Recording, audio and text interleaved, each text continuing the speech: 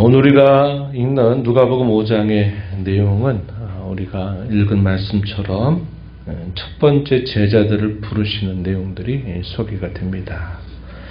베드로와 요한과 야고보 이들을 부르시는 내용이 소개가 되죠. 어부 출신의 사람들을 하나님이 부르셨습니다. 그리고 우리가 읽은 마지막 부분에서는 세리였던 마태, 레위라고도 부르는데 이 마태를 예수님께서 그의 제자로 삼아서 그를 부르시는 내용들이 소개가 됩니다. 그리고 그 사이에 우리가 읽은 말씀처럼 나병 환자를 고치신 사건, 중풍병자를 고치신 사건 이렇게 기록이 되어 있습니다. 예수님의 3년 이 공생의 세월들은 결코 긴 시간이 아닙니다. 주님께서 하실 많은 일들에 비하면 참 짧은 시간이었습니다. 그래서 예수님께서는 그야말로 쉴 새 없이 곳곳마다 찾아다니면서 무엇보다도 이 하나님의 나라의 복음을 그들에게 전파하시고 또 안식일을 맞으면 회당에 가셔서 또 하나님의 말씀을 그들에게 들려주시기도 합니다. 가르치시기도 하시죠.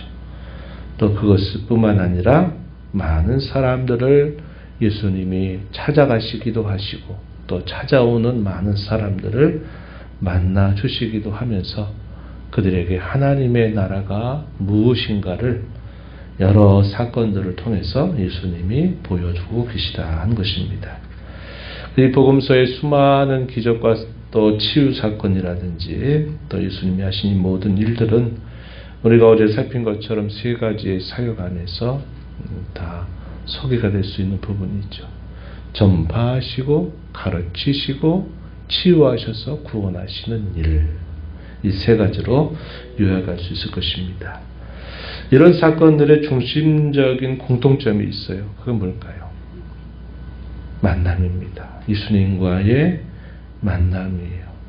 찾아가시기도 하시고 때로는 사람들이 예수님을 찾아오기도 하면서 특별한 만남이라고 하는 주제를 다 보여주고 있다는 것입니다. 근데 그 만남에도 여러 가지 만남이 있죠.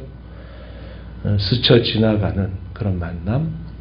예수님의 가르치심이나 그가 행하시는 일들이 남다르구나, 매우 특별하구나, 놀라운 반응을 보이면서 또 스쳐 지나가는 사람들이 있기도 하고 또 어떤 사람들은 자신들이 그동안 받아왔던 여러 존경이나 또 자신들이 누려왔던 기득권을 빼앗긴다 하는 그런 위협을 느끼면서 상당히 경계하고 또 반대하고 하는 그런 만남도 있다는 사실을 보게 됩니다.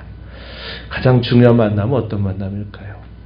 치유를 받든지 가르침을 통해서 깨닫든지 주님과의 인격적인 만남이 가장 중요하고 소중한 만남이다 하는 사실을 우리는 볼 수 있다는 것입니다. 예수님께서 행하시는 사건들은 대단히 다양하고 다채롭습니다.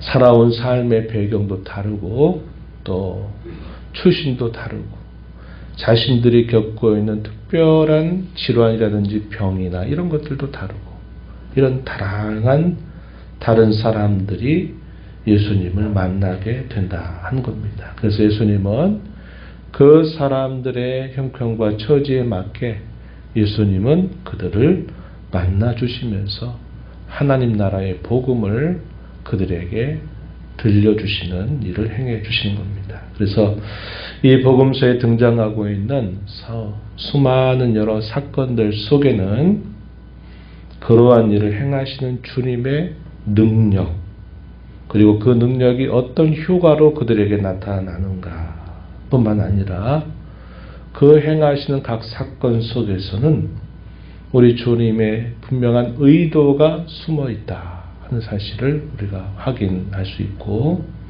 더 나아가서는 우리 주님의 기대가 그곳에 함께 있다는 사실을 또한 우리가 볼 수 있습니다. 또 그렇게 볼 수 있어야 돼요. 각 사건들 또 각 사람의 만남 속에서 때로는 본문 속에서 이것을 선명하게 보여주시기도 하지만 어떤 경우는 그렇게 분명한 의도나 기대를 보여주시지 않는다 하더라도 각 사건 속에서는 우리가 그것을 읽을 수 있어야 된다는 거죠. 우리가 인생을 살아가면서 많은 일과 사건들을 경험하고 또 큰 일, 작은 일을 경험하기도 합니다. 우리 바깥에서 일어나는 그런 일들을 경험하기도 하고 때로는 우리가 경험하는 우리 자신에게 가장 가까이에서 일어나는 그런 일로 경험을 하기도 합니다. 경북 산불 이 피해가 역대 최고의 피해를 남겼다 그러죠. 일주일간의 사투가 벌어졌고 여의도의 156배가 되는 그 면적이 한꺼번에 다 타버리는 그런 일을 겪습니다. 그 산 인근에 살았던 사람들은 수많은 이재민이 돼서 또 삶의 터전을 잃어버린 그런 아픔을 또 경험하죠. 그러나 우리는 그 지역에 살지 않는다는 이유로, 서울에 있다고 하는 이유로 그러한 직접적인 피해를 받지는 않아요. 그러니까 이와 같이 어떤 일과 사건들이 때로는 우리 자신에게 가까이에서 일어나기도 하고 바깥에서 일어나기도 하지만 이런 모든 사건들 속에서 우리가 주의 깊게 살펴야 될 것은 이런 일을 행하는 그런 모든 하나님의 손길 속에서 우리가 어떠한 의도를 우리가 읽을 수 있어야 되나, 하나님이 어떤 기대를 가지고 계신가를 우리가 볼 수 있는 시야를 갖게 된다면 우리는 영적으로 청명하고 지혜로운 삶을 살아갈 수 있다는 것이죠. 오늘 우리가 읽은 말씀 속에서 예수님은 자신의 의도를 분명히 보여주시는 부분도 우리가 읽을 수 있습니다. 예를 들어 12절부터 16절의 나병 환자를 고치신 사건을 통해서는 예수님이 무엇을 보여주시느냐, 그들에게 진정으로 자신들의 그런 부끄러운 부정한 병들을 고치실 수 있는 그런 분, 그들의 신분과 지위를 회복시켜 줄 수 있는 분이다 하는 사실들을 보여주고 계시고, 중풍병자들을 메고 온 사건이죠. 너무 잘 아는 유명한 사건입니다. 사람들이 많아서 예수님께 바로 데려갈 수가 없으니까 이 중풍병자가 누워있는 침상을 들고 지붕을 뚫어서 그 침상을 예수님께로 내리는 이런 특별한 사건도 있었다는 겁니다. 이 사건을 통해서 예수님이 그들에게 의도하시는 것이 무엇일까요? 죄를 사하는 권세를 내가 가지고 있다. 나를 만나면 그들의 죄의 문제를 근본적으로 사하는 은혜를 받게 된다 하는 것들을 가르치시면서 예수님의 정체가 무엇인가를 보여주신다는 것입니다. 오늘 우리가 좀 주목하고자 하는 것은 이 제자들을 부르신 사건입니다. 1절부터 11절까지 베드로를 중심으로 해서 요한과 야고보를 부르신 일, 그리고 마지막에서는 세리마테 혹은 레위를 부르신 일인데, 특별히 앞부분에 보게 되면 예수님이 갈릴리 바닷가 부근에서 예수님이 말씀을 전하십니다. 천국 복음을 전하시고 가르쳐 주세요. 때마침 그곳이 어디냐? 이 시몬의 배에 오르신 것입니다. 시몬이 고기를 잡으려고 애를 썼는데 그날따라 아무런 고기를 잡지 못한 상태에 있는데 예수님께서 그에게 가까이 찾아오시더니 그의 배에 오르십니다. 그리고 그 배에 오르신 예수님이 그 부둣가에 모여있는 사람들에게 천국 복음을 가르쳐 주셨어요. 베드로는 이때 처음 예수님을 만난 것은 아닙니다. 요한복음 1장 35절 이하에 보게 되면 동생 안드레를 통해서 예수님을 만난 적이 있어요. 그리고 그를 메시아다라고 하는 내용을 소개받은 바가 있습니다. 그래서 한번 이런 만남이 있었던 것이에요. 사람들은 예수님의 말씀을 들었고 그 배의 주인이었던 시몬도 예수님이 하신 말씀을 듣습니다. 그러더니 말씀을 마치신 예수님이 뭐라고 하시냐면 깊은 데로 가서 그물을 내려 고기를 잡아라 하는 말씀을 베드로에게 하셨어요.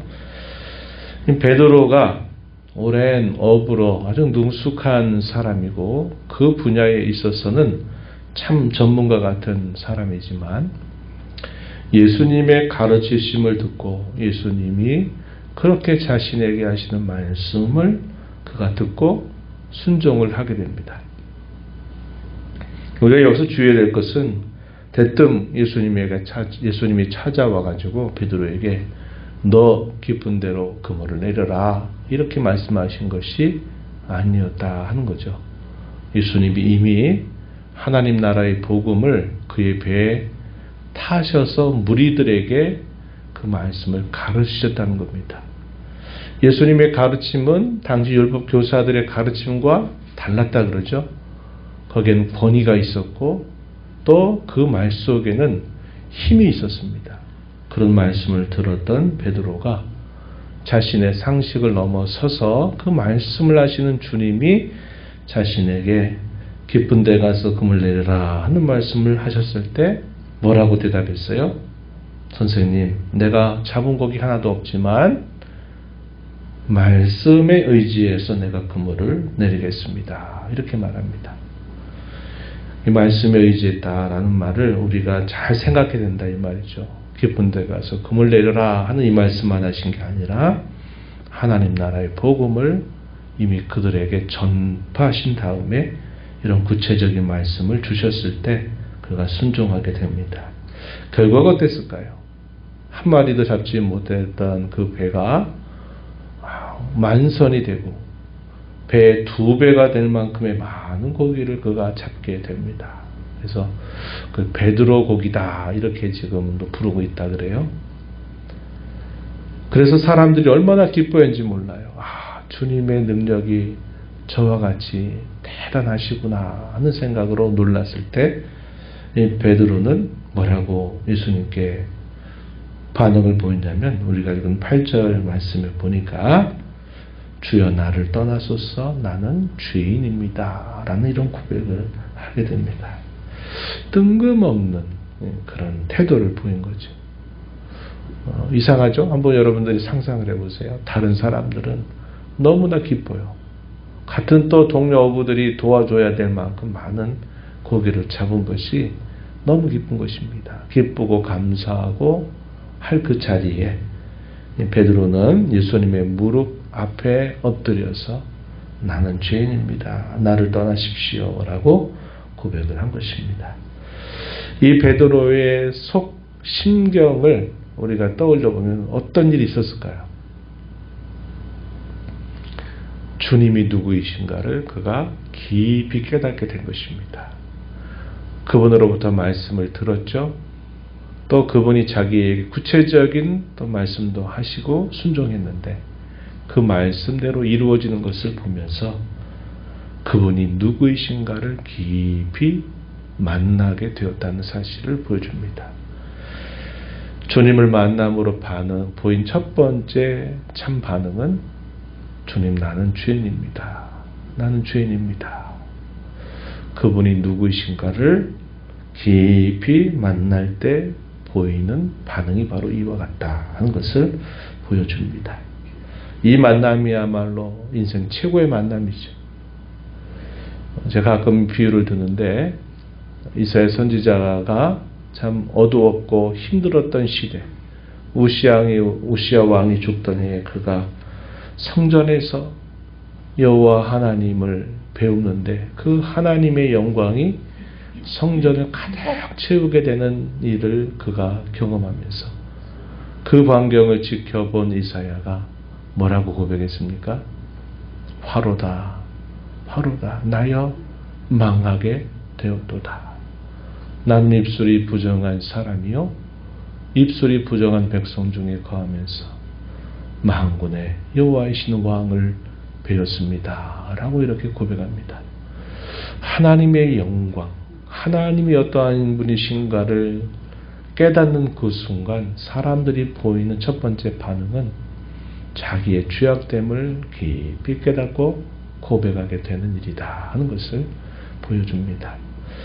여러분들이 신앙생활을 처음 하실 때 여러분도 이런 경험을 하셨을 거예요. 나는 부지런히 의롭게 잘 살다가 예수님 만나서 나는 더 좋아. 뭐 이런 식의 이야기보다 여러분들이 주님을 깊이 만나게 되는 순간, 아, 내가 죄인이었구나. 나는 용서받을 수 없는 죄인이구나. 하나님 앞에 얼마나 큰 죄인이었구나 하는 사실을 깊이 깨닫게 되면서 우리의 모든 죄와 허물을 고백하고 용서를 구하고 또 우리의 이 모든 죄를 용서하시는 주님의 그 깊으신 사랑을 우리가 경험했습니다. 그렇죠? 이 과정이 없이는 우리가 하나님의 자녀가 될 수 없는 거죠. 바로 그런 만남을 이 베드로가 이 일을 통해서 만나게 되었다 하는 겁니다. 그래서 단순히 놀랄만한 특별한 기적을 내가 봤다 하는 이런 한 번 있다가 사라지는 사건이 아니라 그 사건을 통해서 주님을 참되게 만나는 그런 은혜를 입게 되고 그 만남이 그의 인생 전체를 뒤바꾸는 사건이 되죠.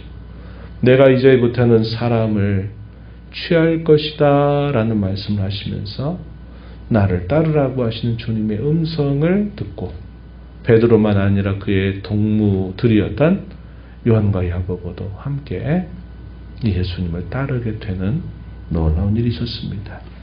예수님의 이 부름은 그들의 삶 전체를 통째로 바꿔버렸습니다. 그래서 그들로 하여금 이제는 먹고 살아가는 것을 위하여 살지 말고 너희는 이 복음을 위해서 하나님의 나라를 위해서 살아가라 하는 이 사명을 부여받게 되었다 한 것입니다. 오늘도 우리를 만나주신 주님은 우리에게 우리의 삶을 바꾸어 주시고서는 우리로 하여금 이 땅에서 그저 짧은 인생 살면서 먹고 마시고 입고 살아가는 것, 더 잘 먹고 더 잘 마시고 더 잘 입고 살아가는 것으로 됐다 생각하며 살지 말고 하나님 나라의 복음을 위해서 그 나라를 위해서 마지막 순간까지 살아가기를 기대하고 계시다는 겁니다.